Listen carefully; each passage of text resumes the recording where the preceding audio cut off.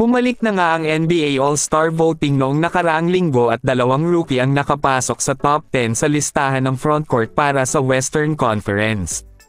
Ang alinman sa mga pangalan ay hindi nakakagulat dahil sina Victor Wembanyama at Chet Holmgren ay nakakuha ng ika-8 at ika-9 na pwesto. Ito ay magbubukas ng mga mata upang makita kung gaano kahusay ang mga batang ito at ang kanilang pag-unlad. Kung gagawin ni Wemby o Chet Holmgren ang All-Star roster, ito ang pangalawang pagkakataon na magkaroon ng All-Star rookie ang NBA mula kay Blake Griffin noong 2011. Gayunpaman ang pagpili ay isa sa mga mahirap na gawain. Maganda ngayon ang ipinapakita na laro ni Chet Holmgren dahil sa kanyang kahusayan at epekto isa siya sa nagdala sa Oklahoma City Thunder na pumapangalawa sa Western Conference. Ngunit habang ang San Antonio Spurs ni Victor Wembanyama ay hindi gaanong nananalo sa mga laro, ngunit sa kabila ng mga yan gumagawa siya ng mga bagay na hindi pa natin nakikita para sa isang tao na kasing laki at tangkad niya. Patuloy niyang pinagbuti ang bawat laro na ipakita na niya ang kakayahang kunin ang mga laro kung kinakailangan, at napakahusay niya dahil sa dami ng responsibilidad na ibinibigay sa kanya ng San Antonio Spurs.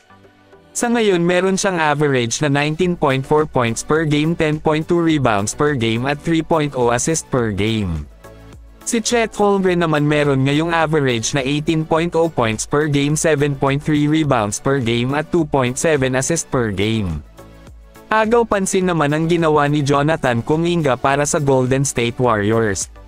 Ang ikatlong taong pakpak ng Warriors ay isang puwersang nagtulak sa panalo ng kanyang koponan laban sa Chicago Bulls noong Biyernes ng gabi sa score na 140 at 131. Natumugma sa kanyang season high na merong 24 points na nakakuha ng 9 sa out of 12 shooting at isang perpektong 4 sa out of 4 mula sa 3-point shot. Ang pagganap ni Kuminga ay lalong nakapagpapatibay dahil ito ay dumating sa kanyang unang laro mula sa bench mula noong Disyembre. Ang mga hakbang na ginawa ni Kuminga sa nakalipas na ilang linggo bilang isang full-time na starter, ay hindi lamang ang kadahilanan na posibleng nasa panganib sa pamamagitan ng paglipat sa kanya bilang isang reserba. Hindi naman nagbago ang oras ng paglalaro ni Jonathan Kuminga noong Biyernes dahil siya ay nakakuha ng higit sa 24 minutes na paglalaro laban sa Chicago.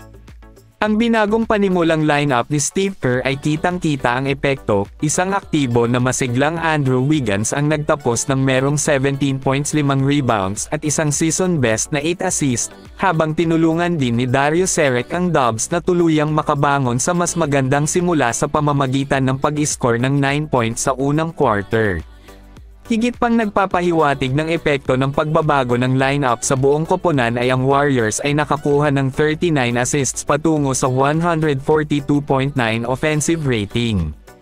Samantala pinangunahan naman ni Klay Thompson ang koponan na merong 30.6 rebounds at 6 assists, habang si Stephen Curry ay tumapos na merong 27.5 rebounds at 9 assists.